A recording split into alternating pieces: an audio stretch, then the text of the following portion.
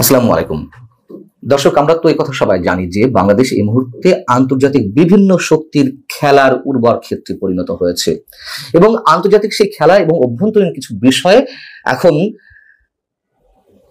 আমাদের পররাষ্ট্র উপদেষ্টা তৌহিদ হোসেনকে উপদেষ্টা পরিষদ থেকে বাদ দেওয়া হয় কিনা বা বাদ দেওয়া হতে চলেছে, এই ধরনের নানান প্রশ্ন এবং গুঞ্জন এর মধ্যে ওয়াকিবহাল মহলে আলোচিত হচ্ছে।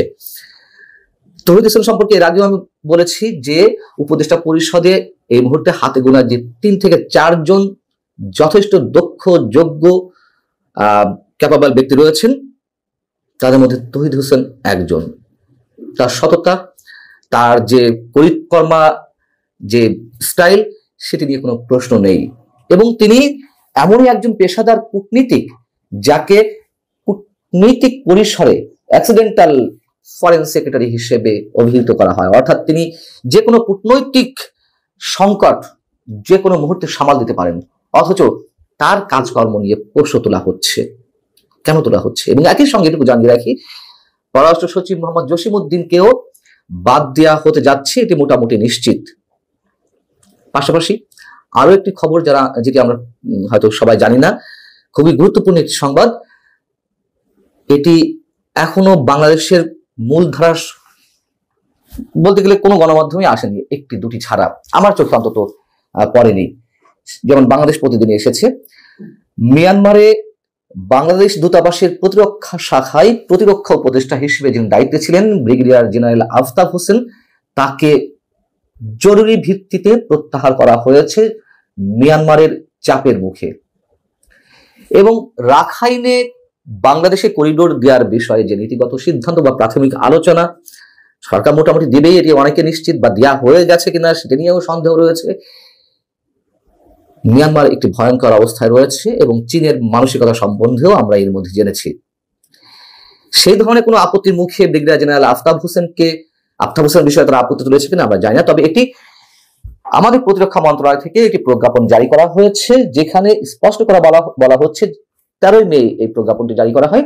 বলা হচ্ছে যে মিয়ানমারের ইয়াঙ্গুনে বাংলাদেশ দূতাবাসের প্রতিরক্ষা শাখায় প্রতিরক্ষা উপদেষ্টা হিসেবে কর্মরত BA 4538 brigadier general Mohammad Aftab হোসেনকে জরুরি ভিত্তিতে দায়িত্ব হস্তান্তর পূর্ব প্রতিস্থাপক ব্যতি রেখে দেশে প্রত্যাবর্তনের আদেশ দেওয়া হলো। কি এমন ঘটেছে যে জরুরি ভিত্তিতে তাকে এইভাবে প্রত্যাহার করে নিতে হলো? আমরা নিশ্চয়ই অনেক কিছু মেলাতে পারি।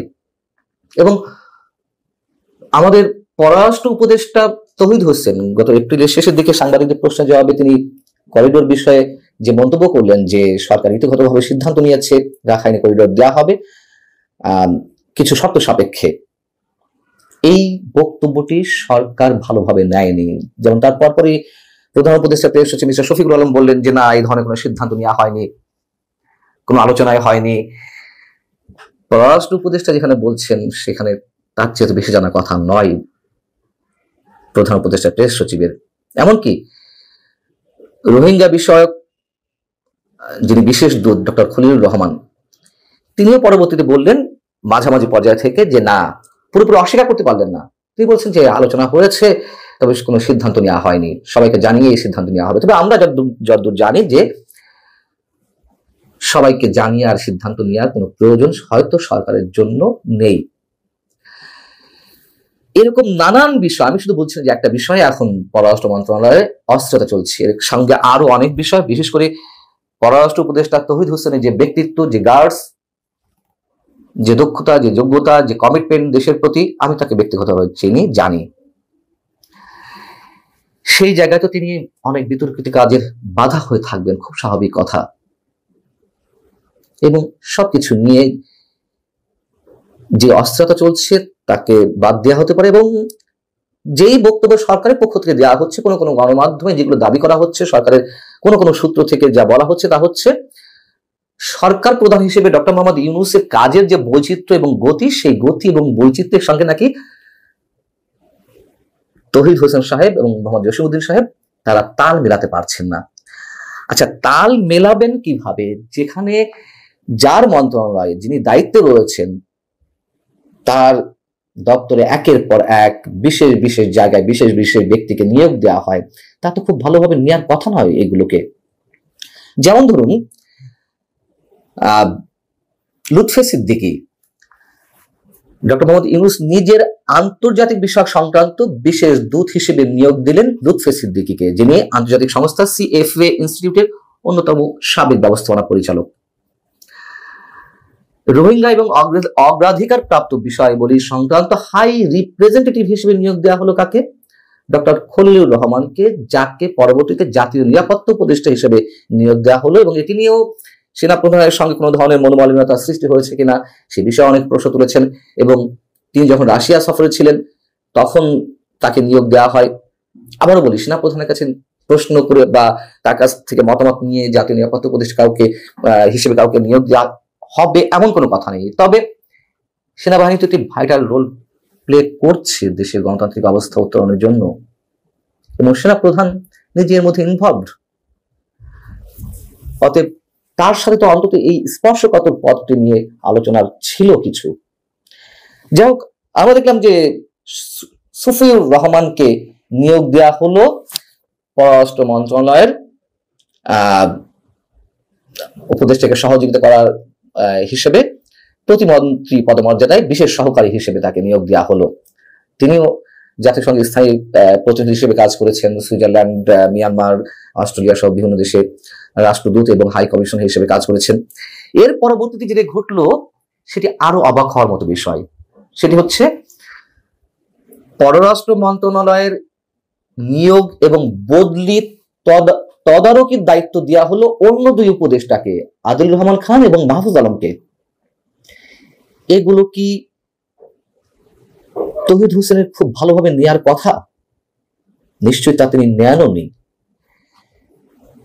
আমরা একটা উদাহরণ এখানে টানতে পারি, যে বিষয়ে এর আগে আমি নিজেও কথা বলেছি। বিমস্টেক সম্মেলনে যখন ভারতের প্রধানমন্ত্রী নরেন্দ্র মোদীর সঙ্গে আমাদের প্রধান উপদেষ্টার সাক্ষাৎ হলো, আলোচনা হলো, কি আলোচনা হয়েছে, কোন কোন বিষয়ে আলোচনা হয়েছে এবং খুব গুরুত্বপূর্ণ বিষয়গুলো সেখানে উঠে এসেছিল। সেসব বিষয়ে আমরা দেখলাম যে সেখান থেকে পররাষ্ট্র সচিব বা পররাষ্ট্র উপদেষ্টা কোন প্রকার ব্রিফিং এ হাজির হচ্ছেন না, সাংবাদিকদের সামনে মুখোমুখি হচ্ছেন না। এটি একটু অস্বাভাবিক নয়? পরবর্তীতে বাংলাদেশে এসে মুখ খুললেন পররাষ্ট্র উপদেষ্টা।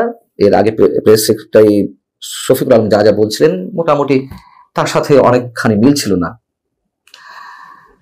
এবং পররাষ্ট্র সচিব মোহাম্মদ জসিমউদ্দিনকে বাদ দেওয়া হচ্ছে খুব শিগগিরই, এটি মোটামুটি নিশ্চিত, যিনি পররাষ্ট্র উপদেষ্টা তৌহিদ হোসেনের পছন্দেই তাকে বাংলাদেশে এনে পররাষ্ট্র সচিবের দায়িত্ব দেওয়া হয়েছিল, চীন থেকে উড়িয়ে এনে। আমরা কি বুঝতে পারছি যে কতটা সংকট ঘনীভূত হচ্ছে আমাদের জন্য? পররাষ্ট্র সচিবের বাদ দেওয়া প্রসঙ্গে তার পদ থেকে যখন প্রেস সেক্রেটারি শফিকুল আলমের কাছে কোন কোন গণমাধ্যম প্রশ্ন করলো যে বিষয়টি কি, তিনি নিরুত্তর রয়েছেন। যেমন আজকের পত্রিকা, তারা এইভাবে তুলে ধরেছে তাদের সংবাদটি। এবং পররাষ্ট্র সচিব জানেন যে তাকে বাদ দেওয়া হচ্ছে অবধারিত হবে, এই জন্য তিনি তার পছন্দের কোনো রাষ্ট্রের আবারও রাষ্ট্রদূত হিসেবে যাওয়ার জন্য অভিপ্রায় ব্যক্ত করেছেন। জানি না তার পছন্দের সেই রাষ্ট্রে তাকে দেওয়া হবে কিনা। সবকিছু মিলিয়ে অনেক কিছু ঘটে যাচ্ছে যেগুলো আমাদের জন্য খুব সুখকর কিছু নয়। আল্লাহ হাফেজ।